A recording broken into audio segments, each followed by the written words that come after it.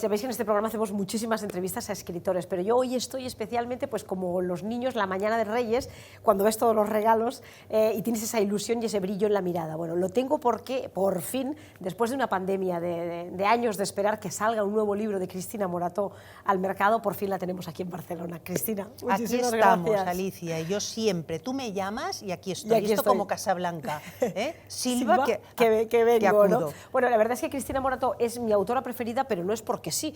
Tú llevas ya un recorrido enorme, varios libros, hablando siempre de mujeres interesantísimas, mujeres que demuestran que esto del empoderamiento, de tener ganas de hacer algo en la vida, de vivir la vida con personalidad, no es nuevo, no es de ahora, ¿no? Es verdad, lo que pasa que, mira, Alicia, la diferencia con... Este es mi segundo libro dedicado a la realeza, siendo como soy, que yo no soy historiadora, yo lo que soy es una periodista con mucha curiosidad, me encanta investigar y efectivamente me encantan las mujeres, sobre todo pues rebeldes, astutas, ambiciosas, mujeres que realmente han dejado un legado, ¿no? Pero este libro ha sido más complicado, porque en el de Malditas, las protagonistas, que tú me entrevistaste, la mayoría eran reinas consortes, recuerda Sisi, recuerda Eugenia de Montijo. Ahora me he liado, porque de estas 5 magníficas que tenemos aquí, la Catalina de Aragón, Isabel de Inglaterra, Carlota de México, Catalina la Grande, Emperatriz Sisi, hay 3 que son...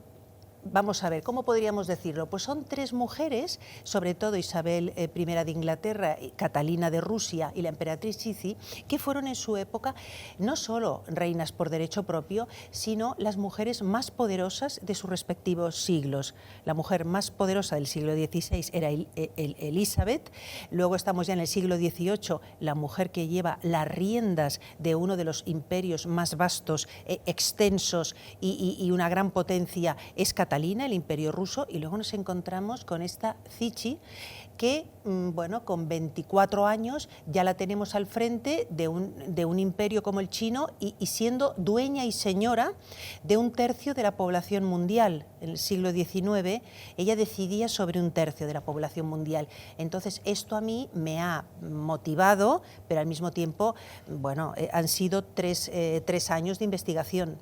Son años en los que tú te sumerges en la vida de estas mujeres y vas descubriendo curiosidades que demuestran que cada una de ellas tuvo que jugar con el capítulo de la historia que le tocaba y con el papel que le había asignado la situación, la vida, la herencia, ¿no? El árbol genealógico, por así decirlo. Yo en este libro he querido un poquito hacer justicia, entre comillas, porque creo que he elegido a cinco reinas y emperatrices que tienen muchas cosas en común, el poder que tenían y el legado que nos han dejado, los logros, pero sobre todo a mí me interesaba acabar de alguna manera, humildemente, nunca se podrá acabar, pero aportar algo de luz para dejar de lado esa leyenda negra que pesa sobre ellas. Yo creo que han sido 5 reinas muy maltratadas por la historia. Yo nunca me había encontrado investigando un personaje, investigo sobre Catalina la Grande, la gran zarina, que era una princesa alemana, además la mayoría son princesas extranjeras y llegan a las cortes siendo unas niñas. Y todas las grandes biografías de los historiadores del pasado lo que hacen es juzgarlas. Yo como periodista no juzgo, creo que no hay que juzgar. Lo que hay que hacer es entender a Catalina o a Isabel o a Carlota de México en la época que les tocó vivir. Eso es lo difícil. A mí me puede caer una mejor o peor, pero no hay que juzgarlas. Se las ha juzgado hasta tal punto que su vida resumida, a lo mejor, vamos a ver, estamos hablando de mujeres que aparte del poder, Isabel I de Inglaterra llega al trono con 24 años. Esta señora con 24 años va a estar sentada en el trono 44, Alicia, 44. No estamos hablando de 5 años. Esta señora va a dar nombre a una de las épocas más gloriosas del Imperio Británico, hasta tal punto que lleva su nombre. Hay 2 reinas que las épocas llevan su nombre por su legado y por su longevidad, que es la era victoriana y luego tenemos la época isabelina. Y la época isabelina, para los historiadores, es la auténtica edad de oro de la historia de Inglaterra. Si nos vamos con Catalina son 34 años en el poder.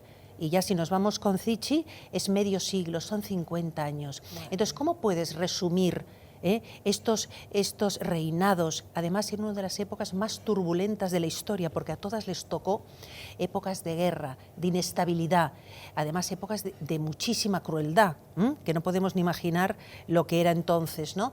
Y las resumes... En un mundo de hombres, En un ¿no? mundo siempre de hombres. Entonces resulta que Catalina para unos es una déspota, luego me leo a otro biógrafo y es un ejemplo de virtudes, para otros es una autócrata, para otros una devoradora de hombres. ¿En qué quedamos? Un mismo personaje, mira todo lo que suscita. Entonces yo lo que he intentado hacer es, vamos a ver, como soy periodista, lo que he cogido es toda la información sobre ella, pero luego ¿qué he hecho? He intentado pues, ver cómo las personas más cercanas a ella veían a esta mujer, y entonces ahí ya tiras de... Lo que es maravilloso son las cartas, por ejemplo, de los embajadores. Todos los embajadores en las cortes extranjeras, Alicia, eran espías. Cuando el embajador inglés está escribiendo a Napoleón o al rey de turno sobre su reina correspondiente, lo que te está haciendo casi es un artículo de opinión. Te está diciendo cómo viste Isabel, el carácter que tiene, y entonces es muy divertido porque también te cuentan los rumores sentimentales que hay. Hasta los propios diplomáticos, el embajador Chapuis le está contando al rey de Francia, la reina dicen que es casquivana, que por las noches hay muchos hombres que pasan por su alcoba. O sea, esto se ha conservado porque son las cartas de los embajadores. Luego, ¿qué otras fuentes tienes? Tenemos, por ejemplo, las cartas familiares, que son fundamentales, que ya nos pasaba con María Antonieta, con su madre, porque se escriben y estas cartas se han conservado, las hijas con las madres o con las hermanas. Y luego tenemos a las damas de compañía, que son maravillosas porque nunca se van a comprometer mucho, pero, por ejemplo, tienes pues las damas de compañía, hay dos, que acompañan a Carlota de México cuando ella parte de Trieste para ser la emperatriz de México con su marido Maximiliano de Austria en esta especie de aventura loca y sin sentido de fundar ese segundo imperio en México. Le acompañan dos damas de compañía. Estas dos damas de compañía que hacen el viaje, que te puedes imaginar lo que era desde Europa llegar a Veracruz, llegaban al puerto de Veracruz y luego como mes y medio hasta llegar a México, en carruaje, a lomos de mula, todo lo que es el viaje de estas reinas o princesas hasta llegar a la corte. Entonces es maravilloso el testimonio de las damas de compañía, porque te están contando el día a día. Nunca hablan mal de su señora, pero tienes como un diario de viaje maravilloso. Para sacar detalles, anécdotas y curiosidades que nos importan, porque escribir biografías de grandes reinas contando hechos históricos, como tú dices, hay muchísima bibliografía donde buscarla, pero ciertos detalles del día a día, curiosidades de lo que es la vida de una mujer además con estas responsabilidades, con esos imperios y esas riquezas, mujeres que eran anodinas, que no eran lo normal, ¿no? ¿Fueron mujeres felices o no, crees tú? Yo creo... O ser feliz era un lujo que no se lo podían permitir, era quizá el único lujo que no se podían permitir. Yo creo que era un lujo que no se podía permitir. Es difícil ser feliz cuando de alguna manera tú no puedes elegir tu destino. Sí, y tampoco puedes elegir el amor. Y no puedes elegir nada, porque en realidad lo que eres una marioneta en manos de otras personas. Todas las princesas, desde Catalina de Aragón a otras que he nombrado en otros libros, todos sus matrimonios en realidad no son por amor, nunca cuentan los sentimientos. A Catalina de Aragón no le preguntaron con 14 años, además una tontería, oye, ¿a ti te gusta Arturo Tudor? No. Lo que pasaba era que llegaba un retrato de Arturo Tudor, que además eran retratos obviamente donde no presentaban cómo era realmente, porque si no, no hubiera cruzado el océano para ir a verle. Entonces ya era todo un engaño. O sea, ya había filtros. Hombre, no existía el Photoshop, pero ya y también los retratos que se mandaban de ellas también eran sin Photoshop, pero ya muy retocados, porque si no, muchas de estas alianzas no se hubieran cumplido, porque en realidad eran alianzas. El rey Fernando el Católico y Isabel, los reyes católicos, lo único que les interesa, y para eso sirvieron todos sus hijos e hijas, era para las alianzas. Y en ese momento interesaba Inglaterra, porque España tenía que aliarse con Inglaterra contra un enemigo común que era Francia. Entonces, esta niña llega con 14 años y se encuentra con este Arturo Tudor, que no era un príncipe azul. No existen los príncipes azules. En este libro no hay ni un príncipe azul, ni uno. Todos son hombres muy terrenales, ¿no? No, y ni siquiera hombres, porque son casi niños, niños de 14, 13 años, 15, niños enfermizos, niños muy marcados también por la dureza de su educación, niños que tienen un serio retraso, o sea, que ni siquiera son capaces de poder acostarse con su mujer porque no están preparados, porque no tienen madurez. Entonces es todo de una crueldad terrible. Entonces, ¿cómo podemos hablar de felicidad? Aquí la única que creo que sí que se lo montó muy bien fue Isabel I de Inglaterra, porque logró convencer a todos sus consejeros de algo que era insólito en la época. Y es, no me voy a casar. Era insólito que una reina no quisiera casarse. Esto no ha ocurrido. Entonces, ella convence a todos, porque en cuanto llega al trono, que tiene 24 años, ya la primera reunión con sus consejeros, el primer tema que sale es su esposo, el matrimonio de la reina. Y ella desde el principio va dando largas, pero cuando ya le preguntan mucho, un día ya casi pega un puñetazo en la mesa y a todos les dice algo que ya les deja con la boca callada, que es, me vais a escuchar todos, yo soy una mujer y yo no necesito un esposo porque estoy casada con Inglaterra y mis súbditos es el pueblo inglés, y los deja mudos. Es un caso, no saben qué decirle. Ya no saben qué decir. Vale, pues entonces ella se casa con Inglaterra y va a ser la más inglesa de las inglesas y la madre del pueblo inglés. Pero el que sea reina virgen no significa que no tenga una lista interminable de amantes, porque claro que disfrutó del sexo, tuvo sus amantes, y en este sentido creo que fue. Otra cosa es la soledad. Yo creo que tanto lo que tienen en común, por ejemplo, estas grandes gobernantas como Catalina la Grande e Isabel I, es esa soledad del poder. Estaban muy solas. Tú también piensas la crueldad que hablábamos antes, de que la mayoría de princesas, vamos a ver, Catalina se despide de su madre en la Alhambra. Ha estado en la Alhambra, feliz, imagínate en la Alhambra, para llegar luego a Inglaterra a un castillo, con mamá muy protegida, y llega a un castillo allí lúgubre, húmedo, donde enseguida enferman, porque cuando llegan enferman los dos de una enfermedad, una epidemia había de sudor inglés, el chico muere. Arturo muere con 15 años, ella sobrevive, pero tú te imaginas todo este cambio. No va a volver a ver. Ella sabe, las princesas saben, cuando abandonan su país, su hogar, que no van a volver a ver a sus padres nunca. Es muy traumático eso, ¿no? Y bueno, ¿te acuerdas, María Antonieta? Sí. Esa escena donde no solo se despide de la familia, sino que se cambia de traje, deja todas las ropas, como un gesto de dejar atrás incluso tu identidad. Entonces tú llegas a una corte donde estás sola. No, las reinas y princesas no tienen amigas, no tienen con quién confesarse, con quién poder ser, compartir sentimientos. Y no sabes quién te puede traicionar, además, ¿no? ¿Sabes? Entonces es tremendo. Entonces cuando llegan lo que se encuentran es con las suegras, que son unos personajes que dan para otro libro. Catalina la Grande, cuando llega a la corte, estamos hablando de una princesa alemana de 14 años, que sin una gota de sangre rusa, que luego va a ser la gran zarina de todas las rusas y más rusas que la propia Rusia. Pero esta mujer, como su prometido, el futuro Pedro III, que ha sido el elegido para casarse con ella, es un chico traumatizado, se casan con 15 años, imagínate, bueno, pues no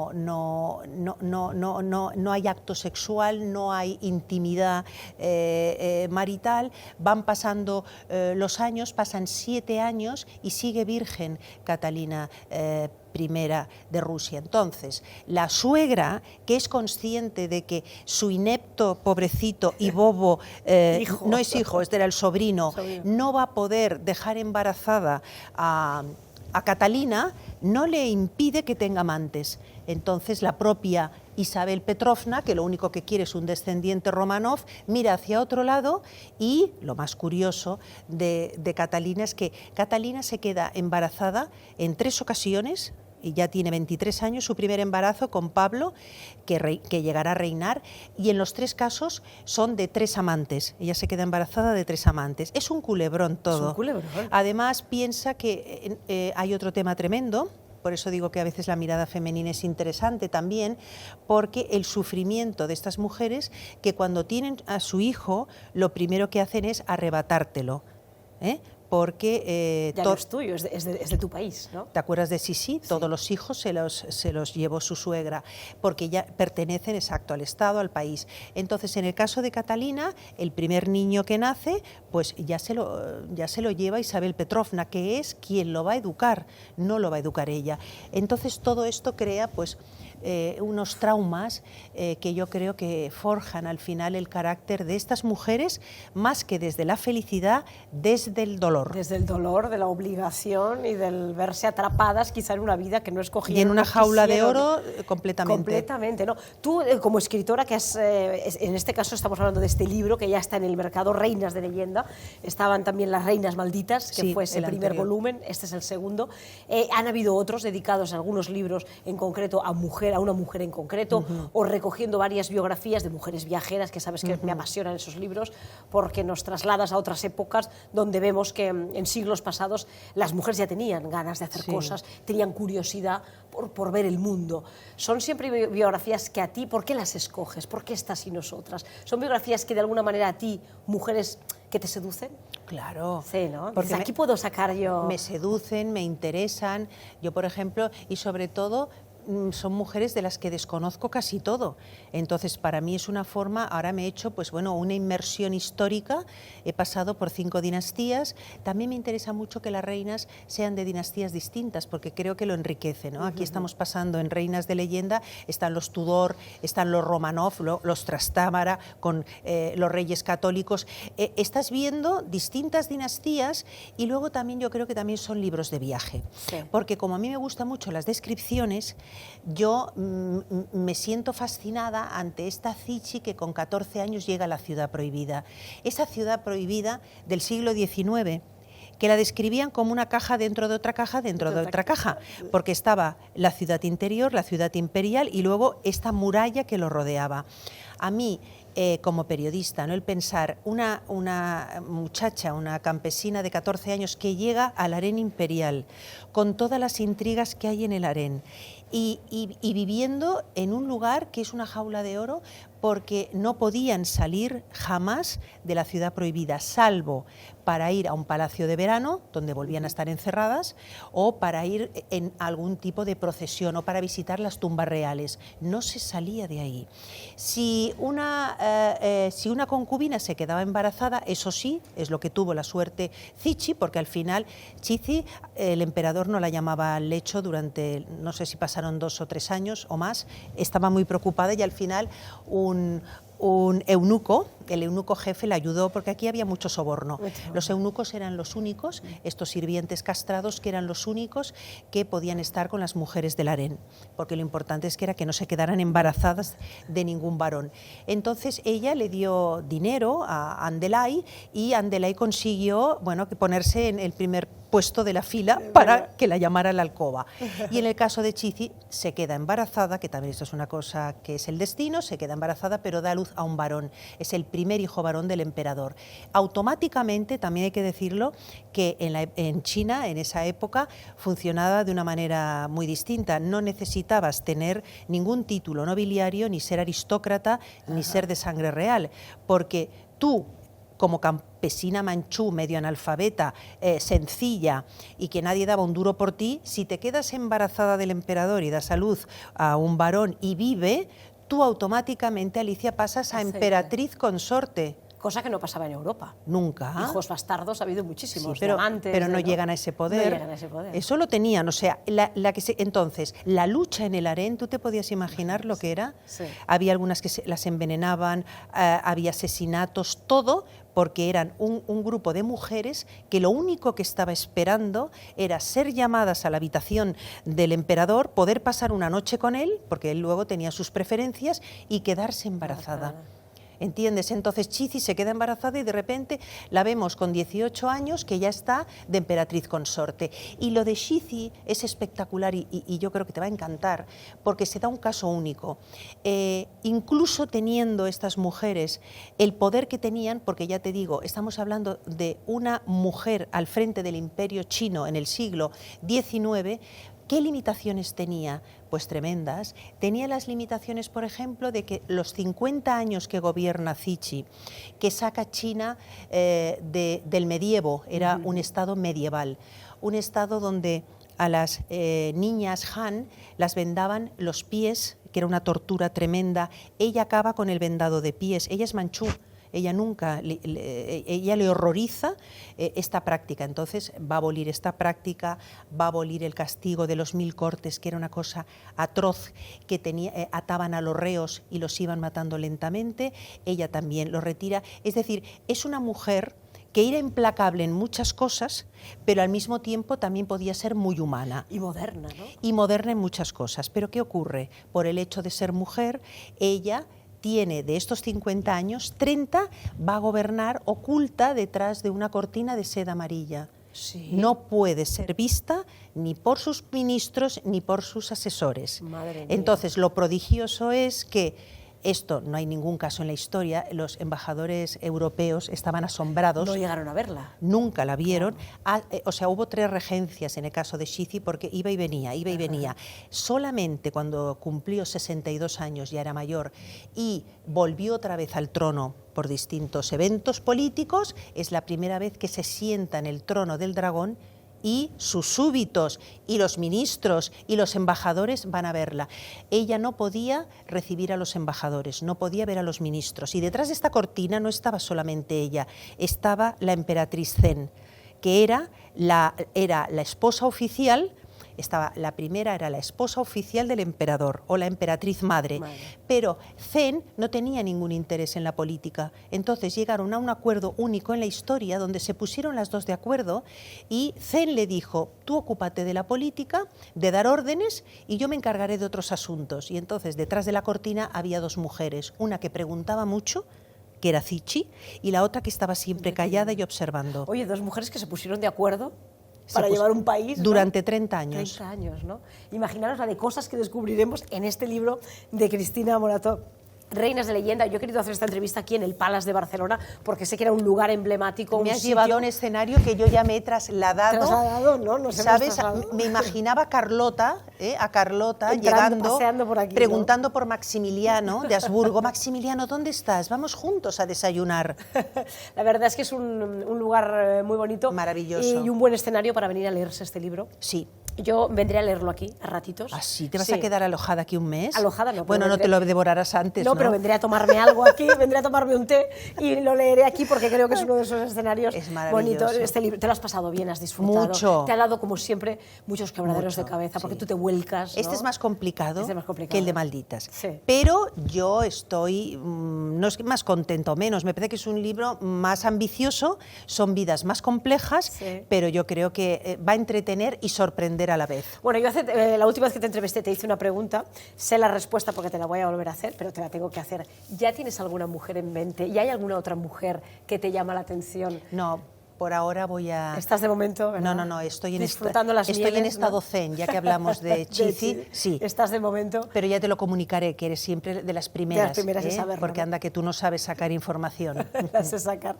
Cristina Morató, es como siempre un placer. Gracias Para a ti. mí es un lujo, y lo sabes, el tenerte aquí, el disfrutar de todo. Lo sabes que te cuentas. aprecio muchísimo, siempre me has apoyado todos mis libros y sé que la admiración es de corazón porque te encanta lo que hago, lo que escribo y yo también te admiro por tu trabajo. Así que estamos las dos en un nivel muy bueno. Mundial. Muy bueno. Siempre he sido muy feliz leyendo tus libros. Pues ya está. Y creo que en casa deberían comprarlos y disfrutar como yo. Eso es lo mejor que me puedes decir. Gracias. Gracias.